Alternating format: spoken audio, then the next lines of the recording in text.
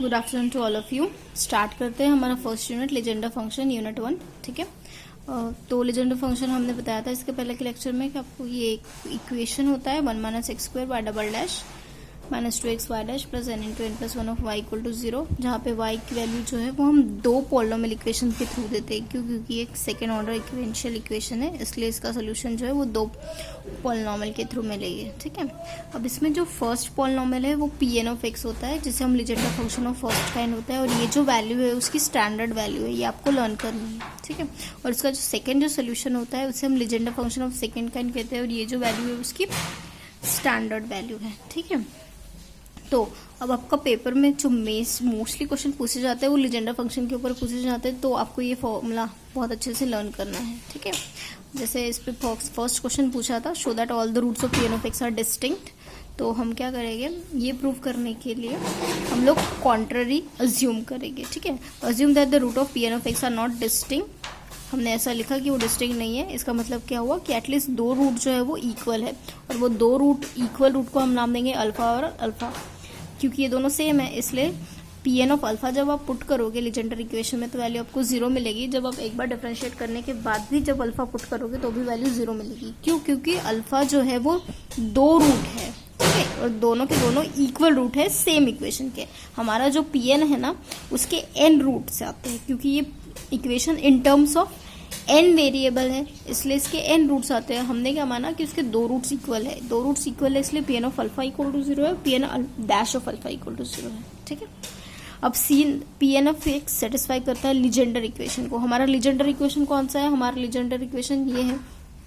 ठीक है, Legender equation ये है, तो अभी लीजेंडर इक्वेशन ये है, तो यहाँ पे y की जगह हम Pn ऑफ x लिखेंगे, y डैश की जगह Pn ऑफ x डैश लिखेंगे, y की जगह Pn ऑफ x लिखेंगे। ठीक है, तो यानी यहाँ पे जस्ट रिप्लेस करके हमको यहाँ पे Pn double dash, Pn dash और Pn ऑफ x मिला। ठीक है, अब हम क्या करेंगे, इस इक्वेशन को डिफरेंशिएट करेंगे m टाइम्स। ठीक है, तो हम जब इक्वेशन को डिफरेंशिएट कर रहे हैं m टाइम, तो यहाँ पे प्रोडक्ट रूल लगेगा, क्योंकि यहाँ पे एक x की वैल्यू और ये भी x की वैल्यू है, प्रोडक्ट ऑफ 2x टर्म्स है, और यहाँ पे भी x है, इसलिए यहाँ पे लिबनिट्ज रूल लगेगा। पर यहाँ पे सिंगल वैल्यू है, यहाँ पे लिबनिट्ज रूल नहीं लगेगा। ठीक है, तो अब लिबनिट्ज रूल होता क्या है, हमने देखा था कि लिबनिट्ज रूल जो है उसमें क्या होता है, जैसे अगर हमारे पास प्रोडक्ट ऑफ टू फंक्शन है, उस पर आप डिफरेंशिएशन लगा रहे हो n टाइम्स, तो पहले first function as it is रहता है, सेकेंड पे टाइम्स डिफरेंशिएशन हो जाता है, फिर फर्स्ट फंक्शन पे हम लोग फर्स्ट डेरिवेटिव लगाते हैं, सेकेंड वैल्यू पे n-1 हो जाता है। ठीक है, फिर ये होता है n into n-1/2।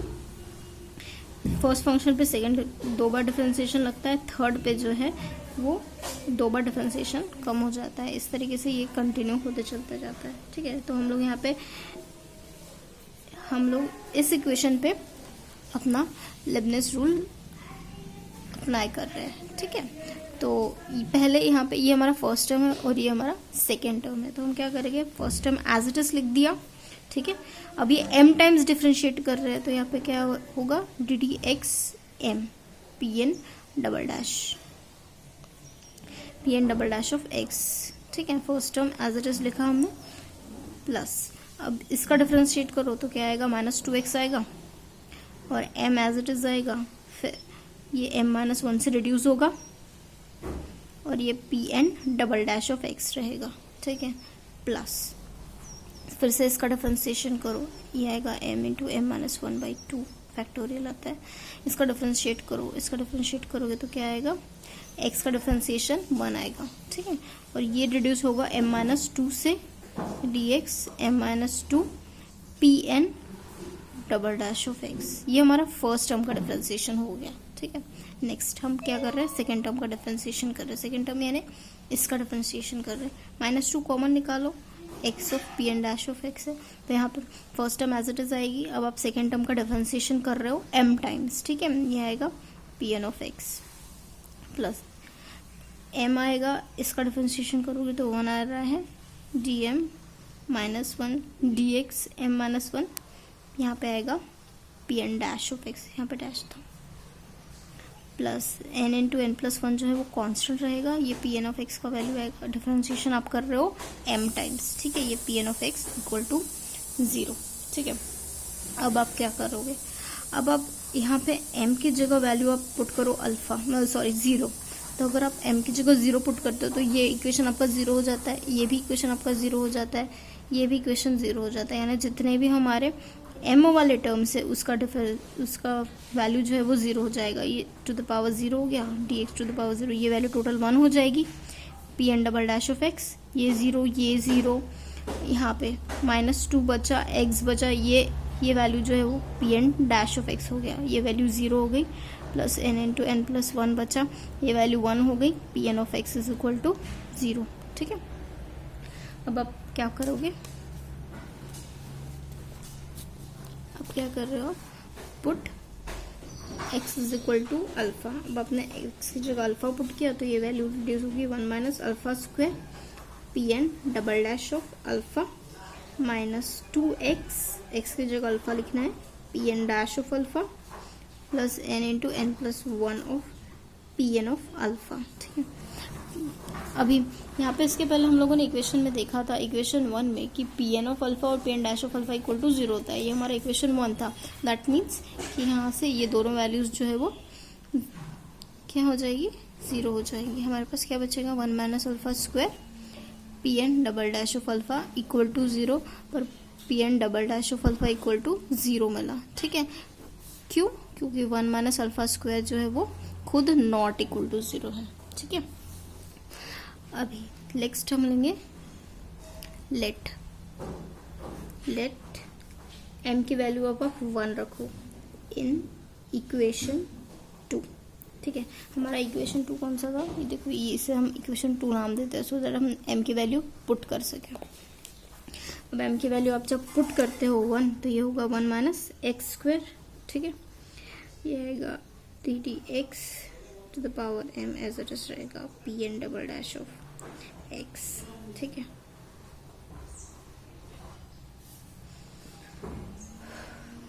-2x, m की जगह 1 पुट किया अपने, 1 की जगह m की जगह 1 पुट किया तो यहाँ पे ये हो जाएगा pn double dash of x। m की जगह 1 पुट किया तो नेक्स्ट टर्म जो है वो 0 हो जाएगी इसकी। ठीक है, तो यानी ये bracket totally as it is इतना बचा, plus -2 as it is x, m की जगह 1 पुट करो तो ये हो जाएगा ddx of pn dash of x, ddx of pn dash of x, plus m की जगह 1 पुट करो तो ये हो जाएगा pn डैश ऑफ x। ठीक है, plus n into n plus 1, m की जगह 1 पुट करो तो ये होगा ddx pn of x is equal to 0। ठीक है, अब ये ddx pn ऑफ x की वैल्यू क्या हो जाएगी, pn डैश ऑफ x हो जाएगी, ये डबल डैश हो जाएगा उसी तरीके से। ठीक है, अगर आप ddx हो pn डैश ऑफ x लेते हो तो pn double dash of x होता है। ठीक है, अब let x is equal to alpha, तो 1 माइनस अल्फा स्क्वायर हो जाएगा, ये ट्रिपल डैश आ गया, pn triple dash of alpha minus 2 alpha, ये है pn double dash of alpha -2 bracket में आएगा, x की जगह अल्फा लिखना है, pn double dash of alpha plus pn dash of alpha plus n into n plus 1, ये होगा pn dash of alpha equal to 0। अब हमें क्या पता है इसके पहले इक्वेशन 1 से कि pn ऑफ अल्फा और pn डैश ऑफ अल्फा जो है वो वैल्यू 0 होती है, और हमने क्या प्रूफ किया, pn double dash of alpha equal to क्या है, 0 है, यानी ये वैल्यू 0 है, ये 0 है, ये 0 है, ये 0, बचा हुआ टर्म क्या है ये, यानी 1 minus alpha square pn triple dash of alpha equal to 0, that is pn triple dash of alpha equal to 0 आएगा। क्यों, क्योंकि 1 माइनस अल्फा जो है वो नॉट इक्वल टू 0 है। ठीक है, तब on continuing this process,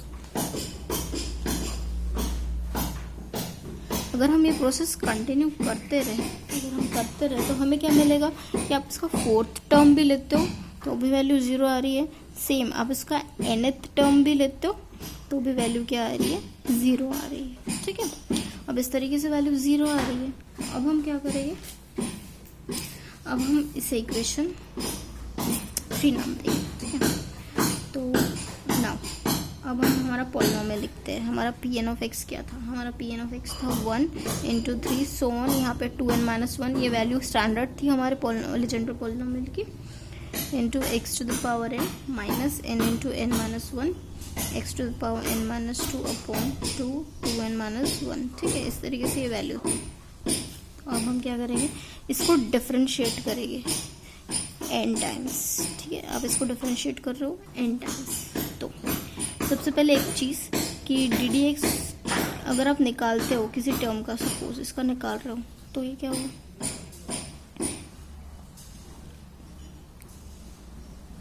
x³ sorry. तो आप इसका डिफरेंशिएशन निकाल रहे हो तो ये क्या होता है, 3x² होता है। ठीक है, 3 बाहर जाता है और डी एक्स फिर से x² निकालते हो तो क्या आएगा,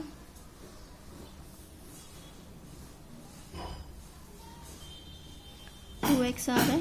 ठीक है, तो 3 × 2 फिर बाद में डी एक्स ऑफ एक्स 1, यानी ये इक्वल टू क्या होता है, 3 फैक्टोरियल होता है। उसी तरह अगर हम लोग D D X n times of x to the power n भी करें ना, तो वो भी वैल्यू क्या आती है, n फैक्टोरियल ही आती है। ठीक है, तो हम क्या कर रहे हैं, यहाँ पे देखो आप P N of n of x निकालते हो तो ये फर्स्ट टर्म तो एज इट इज रहेंगी क्योंकि इसमें n वाले टर्म है ही नहीं। ये जो टर्म है इसका वैल्यू क्या आएगा, n फैक्टोरियल आएगा, और ये n-1 है। हमको पता है कि अगर हम लोग डिफरेंशिएशन कर रहे हैं n-1 से जितना भी टर्म है वो वैल्यू क्या आएगी, 0 आती है ना। ये हमारा रिजल्ट था। इसके बाद के सारे टर्म 0 आते हैं, दैट मीन्स ये वैल्यू क्या आ रही है, 2n-1 तक आ रही है, जो कि नॉट इक्वल टू 0 है। ठीक है, पर ये क्या है, और कॉन्ट्राडिक्शन। किसको कॉन्ट्राडिक्शन है, to equation 3। Therefore our assumption is wrong, है ना। हमारा जो अजम्पशन था वो क्या था, wrong. Therefore all the roots of P N of X are distinct. ठीक है।